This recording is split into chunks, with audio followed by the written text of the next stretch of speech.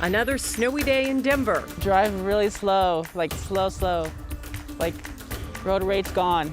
Take it away. Next on 9 News, we're hearing from the kids sent to school in the middle of it and those who got stuck in a mess on I-25 this afternoon. A woman is in custody after an apartment fire killed a 5-year-old in Aurora. We're learning more about the people trying to help as the complex burned. And the coal mine under investigation for possibly starting the Marshall Fire has caused problems before. 9 Wants to Know is learning more about the first time it started a fire and an engineer's warning more than 15 years ago. 9 News at 4 starts now.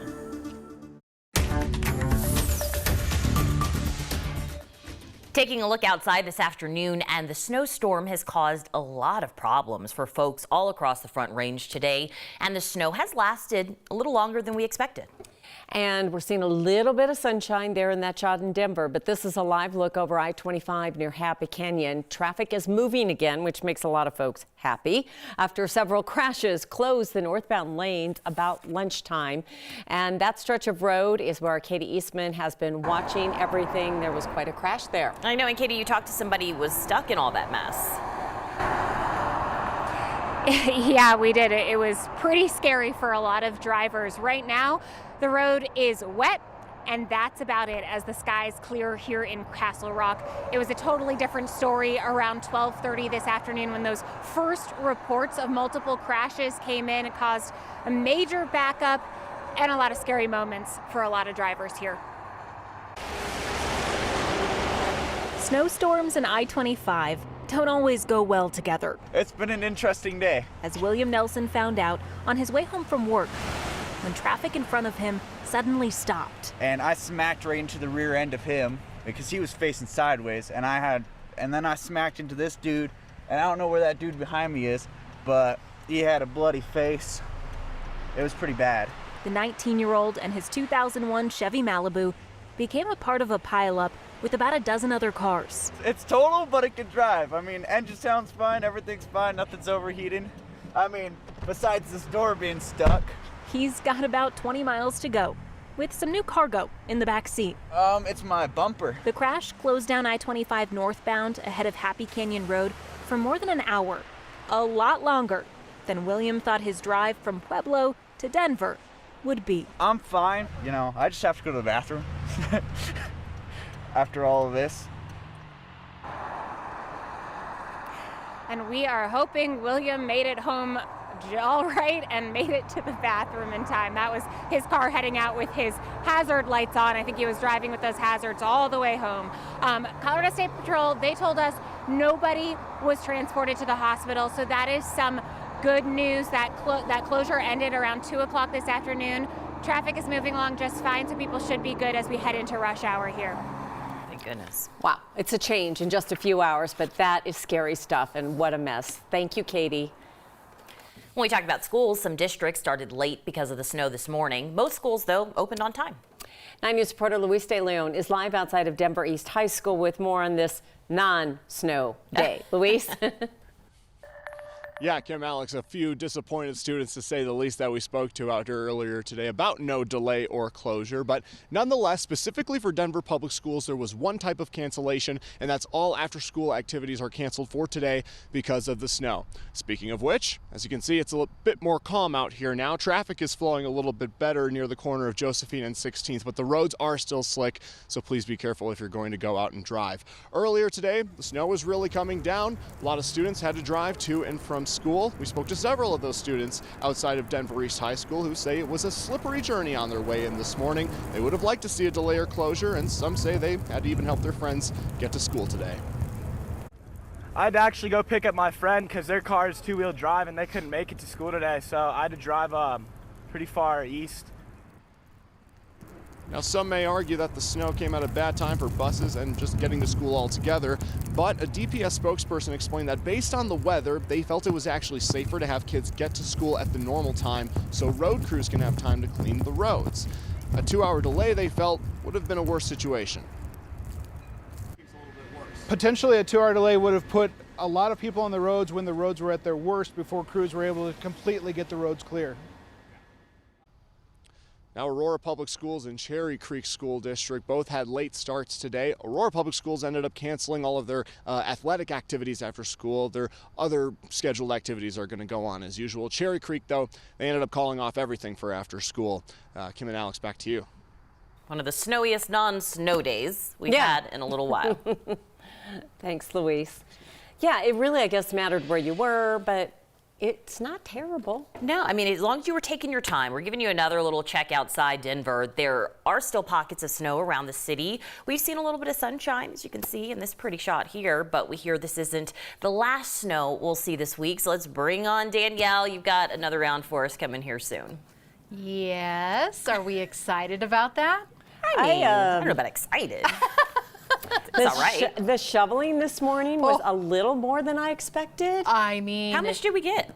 So officially out of DIA, we got 5 inches of snow, but that report was taken at 11:30, so I wouldn't be surprised if we see a little bit more. Overall, a solid 3 to 6 across the metro area, and up into the foothills, they saw just a bit more. Take a look at some of these totals. Around 8.5 inches near Conifer and Genesee Elizabeth, 5.5, 5 out of DIA and Fort Collins, 4. Again, this system, the worst of it right during that morning drive. This afternoon, the evening commute should be a bit better as we have some blue skies. The storm system now starting to pull out of Colorado and really impacting our neighbors into Kansas. They now are dealing with the heavy snow. Still a little bit of light snowfall continuing to come down across the hogback, the southwestern side of the metro area. Just looking at some really light stuff. Most of the accumulation is done, and across south central Colorado, still some snow. As we look ahead toward the rest of this evening, 6, 7 o'clock, we'll just be tracking mostly cloudy skies and all that moisture moving out, and our skies gradually clearing by about 11 o'clock tonight. Teens in Nederland through Blackhawk, Evergreen, and Conifer. We're sitting in the mid-20s here in Denver, really where we have spent the entire day. Good news if you are going to be in the car later this evening. I think the road should be a lot better. Still watch out for some slick spots. We have the sunshine on deck tomorrow, but yes, there is another storm on the heels of this one. How much will stack up? What's the timing again? Is it going to be a crazy mess in the morning? I have all those answers, guys, coming up in a few. I'll contain my enthusiasm. Yes. Hold it in, Kim. Danielle, thank you. Let's get you some headlines on this Tuesday afternoon. We have learned the name of the 5-year-old boy killed in an apartment fire early Monday morning.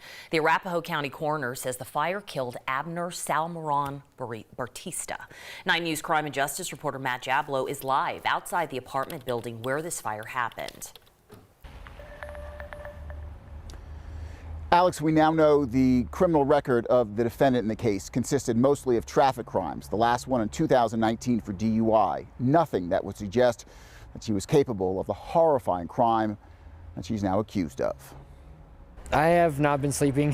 1 day later, I did see the red glare on that side of the building. Irving Sakink says the memories of early Monday morning will likely long be seared in his mind. It's going to stay with me for a long time. It was right around 1 o'clock Monday morning. Irving says he woke up to the sound of someone repeatedly honking their car horn. He says he could not believe what he saw when he stepped outside. The building next to his almost completely engulfed in flames. It was a very, very hot scene. Went over and started knocking on neighbors' windows, trying to get them up, get them out of the building. I got 2 of them out with 2 of their dogs, and then I helped one of the other neighbors on the second floor and on this side of the building drop from the second floor down. I helped him brace his fall. Tragically, Irving could not help 5-year-old Abner Salmoron Batista, who lived on the second floor. Nobody could. The child was one of the victims that was rescued at this fire by our crews, was transported. Abner died from his injuries at the hospital. Late Monday, Aurora police said he was a homicide victim. According to investigators, 37-year-old Alondra Michelle was involved in a domestic incident with a person who lived on the building's first floor, that she set something on fire in that person's apartment, and the fire then spread to the second floor apartment where Abner was found. A few hours later, police arrested Michelle and charged her with first-degree murder and first-degree arson. So a parent lost a 5-year-old, people lost their homes. If she fully did it, I believe she should be charged with full Senate law. According to jail records, Michelle is scheduled to have her first court appearance at 9:30 tomorrow morning. Live in Aurora, Matt Jablow, 9 News.